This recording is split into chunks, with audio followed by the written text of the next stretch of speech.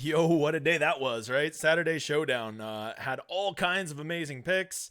But if you have Billy Ho, you had no chance. So for all of you that played Billy Ho today, congratulations. I definitely was not on the Billy Ho train. But a lot of the other picks were good. If I just had Billy Ho and some of them, we definitely would have been smashing some Showdown. Hopefully you had a little bit. Just because I didn't say him doesn't mean you can't play him. I just kind of tell you one guy I play, one guy I'm not going to play because I'm not here to give you picks. I'm just here to ask some questions that you have to answer. So I hope you found your way onto Billy Ho. I know I definitely didn't. I hope you're excited for round 4 Showdown tomorrow because if you don't know, as my man Jesse, arguably the best Showdown PGA Showdown player in the world, always says huge edge for tomorrow. If you're not sure why there's a huge edge tomorrow, hang around. I'm going to tell you about why I think there's a huge edge tomorrow and why I'll probably get belligerent and stick way too many lineups in because I just see an edge. And when I see one, I chase it, and I chase it hard. For all of you that don't know, I am the Degenerate75. You see that right below me? That's my Twitter handle, at the Degenerate75. Go follow me on Twitter. If you found me on YouTube, go follow me on Twitter. I need to get my Twitter followers up just like I need to get my YouTube followers up. If you're not aware, you're coming over here. I see like 400 of you every day are clicking on my Twitter link to come over here and watch this video, yet I don't have that. All those people aren't subscribers. So why don't you just go make like a YouTube account for 2 seconds and go ahead and just like subscribe to my channel and help a man out? Because if you don't know, I'm like Macklemore. I'm running this shit independent. I don't have like a major media network supporting me. I don't have a broadcasting network. I don't have any of that stuff. I'm just a dude doing all this by myself, and the only way that helps me grow is you being loyal to the channel, tuning in, watching, subscribing, liking, commenting, doing those things for me, spreading it around with some friends. That's the only thing that's really helping me grow. We finally crossed 500 subscribers. I'm very thankful for that. We're well on our way to 1,000 by the Open Championship for all of you that are new, which I seem to be picking up a decent amount every video. I got to get to 1,000 viewers by the Open Championships. So get me, 1,000 subscribers. So go sub to this channel. Once we get there, I'll be doing a big giveaway to say thank you for getting me to 1,000. And the best part is I'll be doing that giveaway with all the money that my friends are going to give me for losing their ass on that bet and doubting that I could get to 1,000 subscribers. Speaking of 1,000, I still haven't had any of my videos hit 1,000. I've gotten 800, 900. I feel like today is the day that this video should hit 1,000 views. I mean, all you got to do is go look at what I said yesterday. I said, don't play Rory. I don't give picks, but I did say the one guy I'm definitely not playing is Rory. And if you played Rory, you had no chance at winning any big GPPs today. No chance. I told you to go play the guys who played terrible on Friday because, you know, they can turn shit around. And look what happened. The guy who won the main GPP had three of the 6 worst guys from Friday. So, like, maybe I was spot on there too. If you don't know, our schedule is every Friday night I put out round 3 video, just like I hope you watched last night. Tonight I'm putting out round 4 Showdown Hoedown for tomorrow's round. And then every Wednesday I've started doing a live stream where we cover week-long round 1 Showdown, and we do Q&A, weather, everything you need to know. Don't even consider making your lineups until you've tuned in and watched me ask you hard questions about the chalk donkeys you're playing and the guys you're being too cute fading and all those things that you need to consider. Because if you don't know anything about me, you may not like me, but you will at least admit I know a little bit about this industry, and I am pretty good at PGA DFS, and I can help you get better. That's what I've been doing. I try to retweet all your screenshots, try not to big dog anybody. I try to respond to everybody's messages, so you can always hit me up. Speaking of which, a couple of guys sent me some just since the round 3 ended. My man John Galt JD, who is one of the guys that is a semifinalist to be on my Mount Rushmore of PGA DFS Showdown. He cleaned up today like he normally does at Showdown, gave me a shout out, which is always humbling whenever the top players in DFS are giving me a shout out. And then also my dude Israel, who's new to the game, and 2 days in a row he's basically binked to GPP, so congratulations to him as well. I love Memorial Sunday Showdown. A fun little story. It was, 2 years ago? I think we just came back from the COVID break, and Memorial was one of the first tournaments back. And, of course, you know, I was fading John Rahm that Sunday, and John Rahm went on to win it, right? I ended up getting 4th place in the main GPP that day. But after the round was over, they went and gave him that 2-stroke penalty whenever I guess he moved the ball when he was greenside on 16. And so that ended up taking his chip in birdie and making it a bogey, which took me from 4th place up to 2nd place in the main GPP. I think I went from like $2,000 to winning $10,000. I got to tell you, that's the first time a stat correction in golf has ever swayed my money like that. So that was pretty badass. So Sunday Showdown at the Memorial. I have good feels here, good memories. We're going to do it again, hopefully tomorrow. Preferably me, but if not me, hopefully one of you guys that are watching. I talked a little bit about this yesterday, contest selection. And for all of you that don't know, contest selection is kind of important. And the only reason I'm covering it again today is because I usually get like a few hundred more views on my round 4 showdowns and on my round 3. So for the people that didn't say it yesterday, I'm just going to give you the same basic synopsis I gave yesterday, because a lot of you are playing on a bankroll. A lot of you don't have endless bankrolls like some of us higher level players do, and you care about like how much you put into this and how much you get back. So let me give you a little bit of advice. Here's the main one tomorrow. The $25 GPP with 100,000 going to first. That is a terrible fucking tournament. Don't play in it. Don't play in it. Unless you're willing to put, I would say at minimum 25 to 30 lineups in it, don't play in it. It's a really bad tournament. 1/3 of all the money goes to first, which is 100,000 of the $300,000 prize pool. So right there, that's already a terrible format. You are going to be playing against all of the goats of Showdown, and they're all probably going to have 100, 150 lineups, and they're going to max it out, and they're sharp as hell. So now you're going to take your 2 little bullets and put them in there and hope your $50 makes it. There's just no chance. And even if you do get lucky and you hit a really good lineup, chances are it'll be like a $70 lineup. That'll be like, that's like your upside there. So I'm telling you, you want to stay away from these tournaments unless you're comfortable entering, 50 to 100 lineups. And if you don't know, 100 times $25, that adds up quick. So I would tell you to stay away from that. If you're a kind of guy that, you're a pretty heavy sized player and you got $500 you want to put in, I would tell you to be a lot better putting it in the 555 tomorrow. Go make your one lineup you really like. It has a better payout structure, and you don't have to hit the stone cold nuts for that to win. But really, where most of you that are watching this, say I would guess a lot of you are somewhere between like a $20 and $100 budget per day.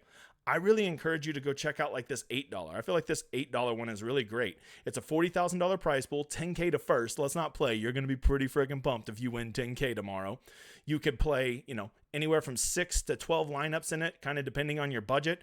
It's a really good one where you can get multiple lineups in, so you can practice setting your a core of players that you like. You can practice getting proper exposure to your players and still have a chance to win real money. If you really are just kind of a one lineup kind of guy, you can't go wrong with these $100 and $200 single entries. They're really good. If that's a little too rich for your blood, scroll on down here. They have a $5 single entry. They have a $33 single entry. And the great thing about single entries is I can't put 150 lineups in there versus your one, right? It's a true 1v1. And so that really eliminates a lot of the edge that me or other top players would have against you. So that's why you want to do single entries whenever you're on a smaller bankroll. And if I think probably if you're just getting into Showdown, you're having some fun with it, I would say the 20 max, the $1 20 max down here. I assume it's $1,000 to first. I can't see, but this would probably be a good one for you to check out. So remember, contest selection is where it all starts, because if you go put $2,500, go put 100 lineups in the big one tomorrow, $2,500, you are going to be, even if you kill it tomorrow, you'd be lucky to even break even. You basically are just playing that to win the 100,000 once a year. That's all I'm doing. And I've been fortunate enough to win that a couple times. And so I kind of have that bankroll set up, but like if I was playing $100 a week, I would not be doing 4 entries into the $25. You might as well just, give me $50. I'll kick in the nuts and we call it even. You'd be a lot better with that. All right, we are moving on to the first thing we always check in Showdown is, of course, weather. And I got to tell you, the weather tomorrow looks eerily similar today. A little gustier in the morning, and then it smooths out in the afternoon. But I got to tell you, I go look over here at my buddies at Data Golf, and they say that the afternoon wave actually played a little bit easier than the morning wave. And hopefully you were watching today like I am, and that just doesn't make sense, because I felt like most of the quality scoring today happened between about 10 a.m. and 2 p.m. There's about a 4-hour window there where everybody who was going off, Answer, Berger, Steele, I'm forgetting people, whoever, all those guys that were like -4, -5, Keegan, basically everybody I touted, they were just smashing during that perfect time before the greens had got baked out and got really tough, because by the end of that round, it was tough going out there. There wasn't hardly any birdies left on that course there at the end. And in the morning, it seemed like it was easy. And I think the reason that you have to be able to look at this a little bit deeper is I think that the reason the scoring average was a little bit different, because in the morning you had some guys that just frickin' imploded. Brandon Wu, and I mean, there was a whole, I guess I could just go look real quick. So many guys today shot like 78s, you know, Hovland, Cameron Davis, Ryan Moore. I hope I'm not triggering you by saying these names because they're in your lineup. Brandon Wu, Chris Kirk, they all just shit the bed today. And when you do that, that really inflates the scoring average. But I guarantee if you went and looked at where the majority of the best rounds came from, they came from that 10 to 2 range, 10 a.m. to 2 p.m. today. Now, Billy Horschel, of course, is the exception. What did he shoot today? Like a 26 or something like that? It was incredible. So he probably helped that scoring average quite a bit, but there's no way you can tell me that the scoring average wasn't easier this morning. So what does all that mean? That means tomorrow, who am I targeting? I really want guys going off in this 10 to 2 zone. I want them to be able to play the majority of their holes from 9 to 10 o'clock to about 2.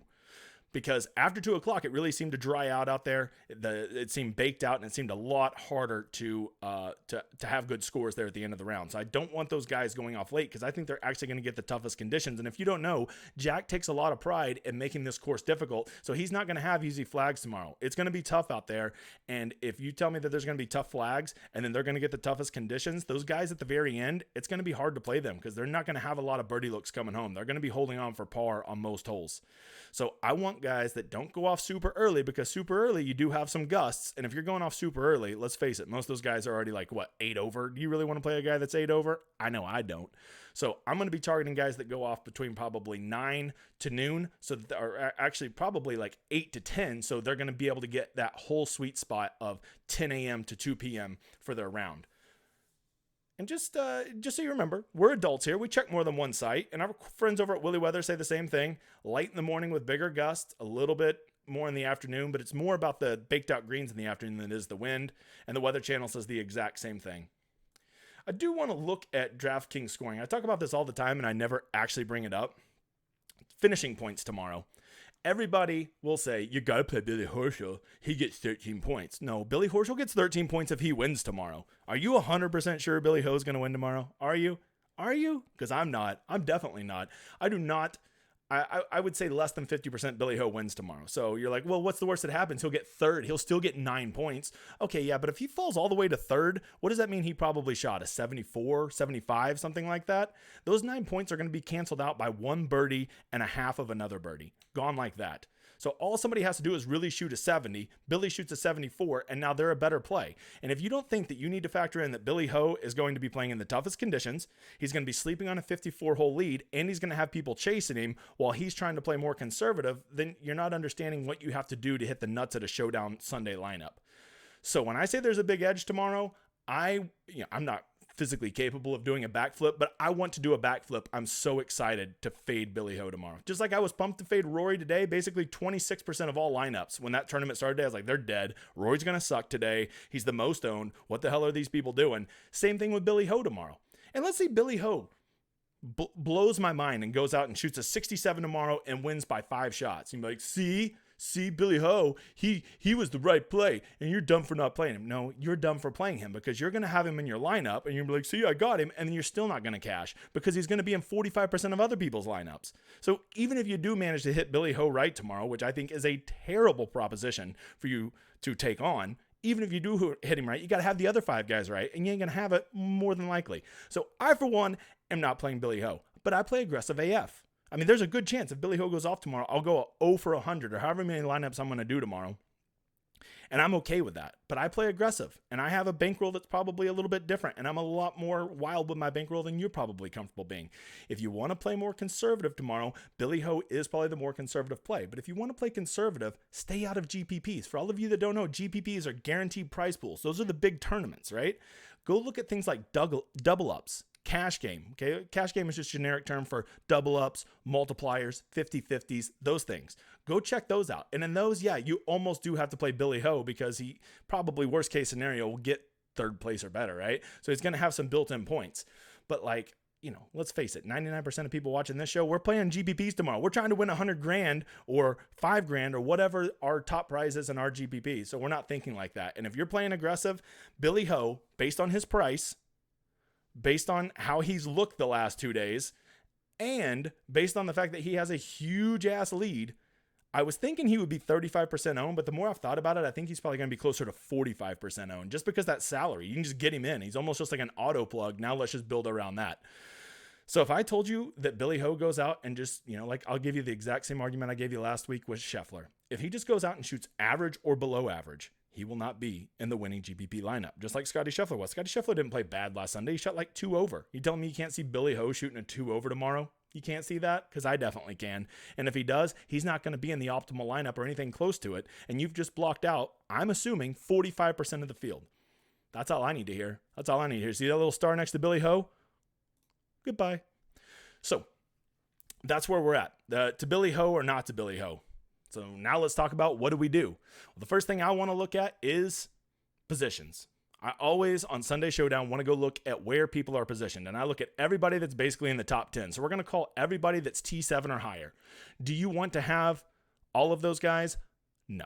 Why not? Well, because they're going to be the highest owned. They're going to be the highest owned. Everybody's going to fall in love with these fake little imaginary points that I showed you earlier. Ooh, my guy starts T7, so he's already got 7 points. No, he has 7 fake points. He doesn't have any points until he actually finishes 7th. If he goes and shoots a 76 tomorrow, he ain't going to have shit for points. He'll fall down here to 31st place and get 1 point. Congratulations for your 1 point.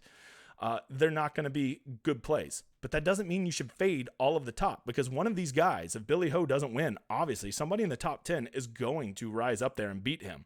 So what I'd usually do is I go find the 2 guys that I like the most that I think could charge him down and go get him. And when I'm looking at those guys, the ones that I think are most likely that I'm kind of targeting are Cam Smith, because Cam Smith played about as bad as he could have today, and he kept it together and still shot even par.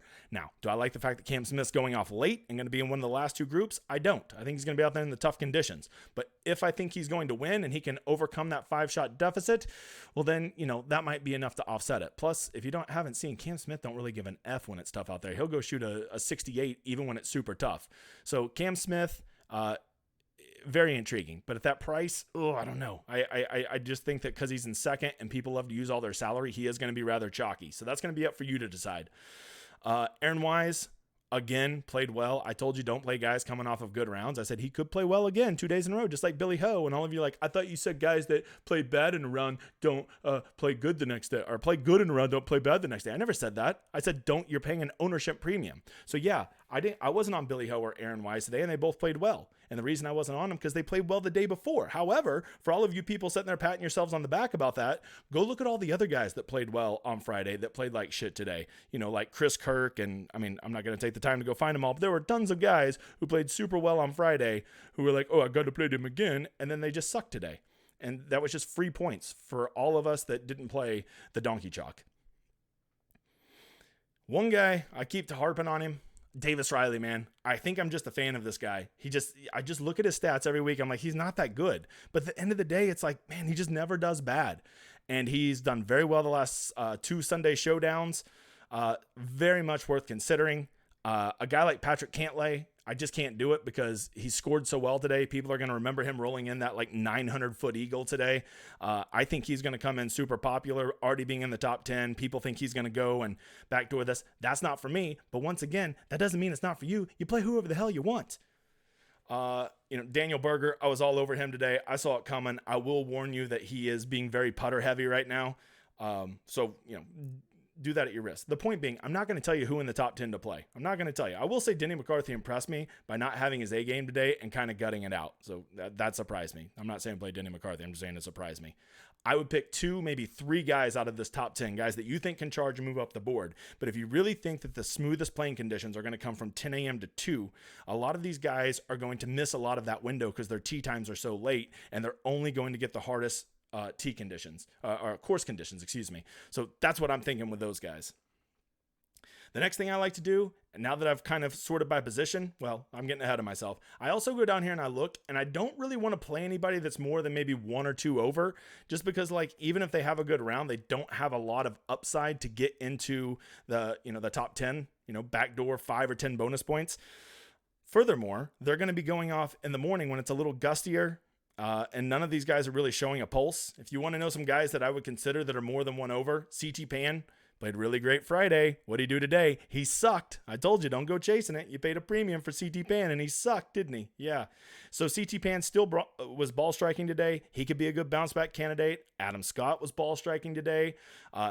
He's a great Sunday scorer, because you don't know. You should always go search by Sunday scores. Who's really good? I marked a couple of them. Killer Keith, maybe. Another one, Chris Kirk. Why Chris Kirk? Well, because I know this is the silliest logic ever, but Chris Kirk was chalky this week, and Chris Kirk is letting down a lot of people, and he's really helping out my week-long lineups. So that probably means he's going to go shoot like a 7 under tomorrow. It just seems to always happen. Same logic I used in picking Mito today, who went ham. What do you have, like 7 birdies? Told you that was coming. So that's kind of where I'm looking. T49 or higher are guys I kind of want to start with. And I really want those guys that are going from T49 up through about T28, because they're going to have those perfect tee times where they're going to be going off and getting the majority of their round in that 10 to 2 range, where they're going to have the best conditions, and they're all in position to charge. And a lot of these guys had really nice rounds today.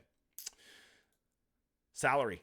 Go sort by salary and start thinking, who am I going to play? Because if you want to know who's going to be chalky, go look at salary. There's one thing that people do, and it's spend all of their salary. Even like the loosest people are like, okay, I'll do 49.5. They're still basically spending all their salary. And if you don't know, Showdown salaries are soft AF.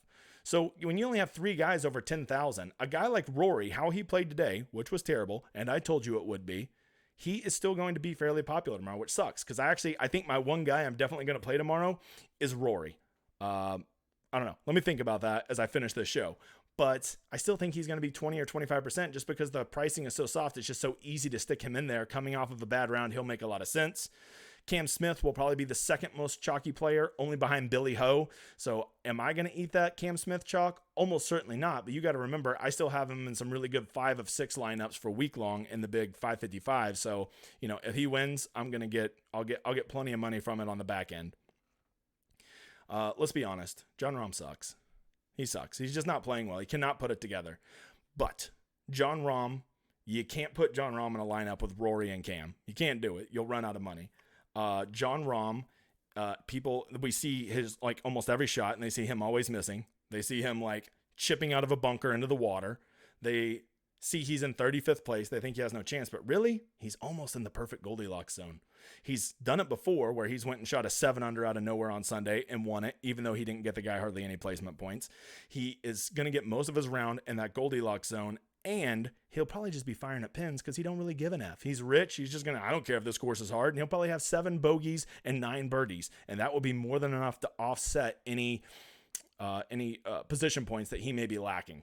Patrick Cantlay, I can't do it just because he's going to be chalky. Cam Young, however, interesting. Why Cam Young? Well, because he just kind of spun his wheels today. And guys that play poorly and guys that spin their wheels and that are 9,700, I just think he's going to get overlooked. And he was chalky at week long, and I'm telling you, those week long chalky guys always seem to come through on Sunday Showdown. You can see some of the guys I have starred here. You got to look at these guys. Lowry played terrible today. Sung Jae played horrific. So they must be done. Well, are they really done? To me, I still see them right there in that perfect striking range at 19th and 35th. They could easily backdoor a top 10. They could easily go have a 66 tomorrow, which I have a feeling would be about 6 shots better than the field average. These guys you're going to get at a ownership discount because they're still a little pricey above 9,000, but more importantly, it's because they played like shit today and everybody has recency bias. Our little small community right here watching this video, I feel like I'm training you guys pretty good to get over that recency bias, especially at Showdown. But you got to remember, we're just like a little sliver of the community, and the vast majority of players are just auto marking off Shane Lowry, auto marking off Sung JM. So those are guys that I'm in on. Jordan Spieth, you all know he can go crazy tomorrow. He is in that really good range to charge. I'm just afraid with him kind of showing quite a bit of life today that he might be a little bit chalky. Not going to go through them all. Let's see. Some other guys that I was kind of looking at here. Let's go sort and look. You still got to keep an eye on Homa and Mito. They actually played really well today. Their scoring wasn't even indicative of how well they played. You can see Mito left 2.2 out there on the greens, and Homa didn't make basically any putts. He just putted like an average dude. So they had even bigger rounds out there. A guy like KH Lee, is probably the kind of guy. Maybe I'll make him. Maybe I'll wait. I'm getting ahead of myself. He might be my one must play. Why? Because he's still in 15th place, but because he played so poorly today, and the only time they showed him was when hitting some shot like an asshole, no one's going to want to play KH Lee tomorrow. But KH Lee was like really good for the first 2 days, and so we're just over that, and he's only 7,800, and he could still legit backdoor like second or third place. That's the kind of play that I think you got to strongly consider. Killer Keith played horrible today. He played horrible. Can't play a guy. Keith Mitchell played bad today. Can't play him on Sunday Showdown. Well, yes, that's what people who've never won a GPP say. But go look, Killer Keith. He was playing just dandy. As shitty as he played today, he's still in 35th place. He's still 1 under. He still could easily backdoor top 10. And oh, look at this. We got our round 4 scores. Who's the best round 4 scores over the last 12? How about old Keith Mitchell there in 13th? Right? You know, well, 13's not that great. Look at all the other guys ahead of him. It's basically all the stars. So yeah, that is pretty awesome. Already talked about Kirk and Scott. Here was one that kind of caught my eye. Mr. Matt Kuchar. He's pretty far back there. And he was ball striking a little bit today, and he couldn't putt or chip. And if you know my boy, Matt Kuchar, the man can putt. Brian Harmon, if you didn't notice, he looked like he was going to be the must play today. I think he was like 4 under through 14 or 15 and then just kind of sputtered coming home. If he would have finished that round, he would have been the nuts play today along with Billy Ho, but he didn't. So, you know, you can't let a great round get lost just because he kind of stumbled coming home on the last 3 holes. A guy like Pat Perez, when I see Pat Perez with irons going and he's not putting, that kind of interests me. A lot of these guys down here are guys that I picked because their salaries are very friendly to be able to mix in with some of them. And, you know, they were doing something well. I was watching a lot of Matthew Neesmith today. He was in my best lineup that was, you know, it was in the top 100 for most of the day. And he just had so many chances to make birdies and just could not make a putt. Now, I know Matthew Neesmith's no great putter, but he was giving himself tons of opportunities, and that's all you can really ask for. Aaron Rye is another guy today that literally could have shot like a 65 probably, but his driver kept getting him in trouble. Whenever he kept the ball in play, he was scoring. Aaron Rye can get hot. I was all over Garrett Kigo today. He played pretty well, kind of let the round get away from him there at the end when I think he got all the way to like 5 under through 15. Doug Gim, Adam Shank, guys that were both ball striking. And I told you this yesterday. Every noob in the world says this. I want guys that are ball striking but do not putt well. Yes, I mean, we all do, right? That's a great thing because putting is the easiest thing to flip. But you got to be careful with that with the high-end guys. This is what I talked about yesterday on the show. The more expensive guys, your Rorys, your John Rahms, Cam Smiths, when they're ball striking, that really leads to them having inflated ownership if they're not putting. Colin Morikawa last Saturday is the great example. But these lower-end guys, these guys under 7,500, I said this yesterday when I said play Chang Kim. Chang Kim came in at 1.5%, even though he was ball striking the hell out of it. And by the way, Chang Kim almost had an amazing round today. Almost. He let the last 3 holes get away from him. So these guys down here at the bottom, anybody under 7,500, look for guys that are ball striking. Go sort by ball striking down there. Find some good guys that are ball striking, especially in this third round, because I think third round stats are the most important as they are going to be most comparable to what we see tomorrow. And if I see their ball striking and they're down there, it's a great way to get on some good plays that aren't going to be as highly owned because people, for whatever reason, only apply that ball striking, not putting thing to top players, and they don't really care to apply it to Chan Kim or to Matthew Neesmith. Those guys were not very popular at all today. So that's something to consider. I would say, let's see, the one guy I am definitely fading tomorrow. Well, I'm going to go ahead and give you the biggest duh ever. It's Billy Ho. And am I excited to fade Billy Ho? Yes, I am. I'm super pumped. Could he go destroy the world tomorrow? Yeah, he could. So be it. So be it. I'll die on that hill. If Billy Ho takes all my money, then that money wasn't destined for anything good anyways. The one guy I'm definitely playing, shite. I don't know. Who's the one guy I'm definitely playing?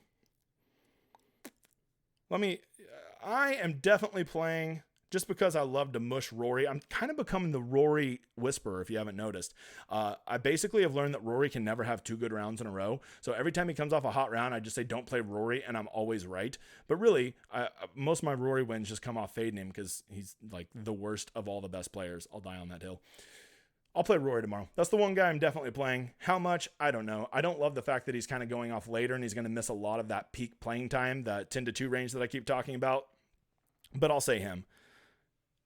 Nope, I changed my mind. I'm definitely playing Sung JM. There, I cheated. I changed it. Sung JM, that's who I'm playing. He played terrible today. He could never play good tomorrow. He could never be in a winning lineup. Okay, I'll play Sung JM. You don't play him. And we'll see. When he's like 9% owned, and I have a world-class golfer at 9% owned who's going to have most of his round in the Goldilocks zone, I'll take it. All right, guys, I need you to go comment. Who's the one guy you're definitely playing? When you guys leave comments on these videos, it helps YouTube drive the algorithm towards me and gets me more followers. I'm getting like 30 or 40 new subs every video. So please go leave that comment. Who are you definitely playing tomorrow? Who could I not talk you off of no matter what? Don't forget, I do this every Friday and Saturday night. For round 3 and round 4 showdown. And I always do a live stream every Wednesday at 7 p.m. Central Standard Time Zone. Don't you consider making one single lineup until you have watched that and ask me some Q&A. And then once you've answered all my tough questions, then you go make your player pool and make those lineups and smash week long. That's how you do it. So I guess we will see you Monday. I did get my new outro made. You're about to hear it right now. The intro is still a work in progress, but we'll see when we get there. I hope you like the outro. We'll see you guys Wednesday. I'm out.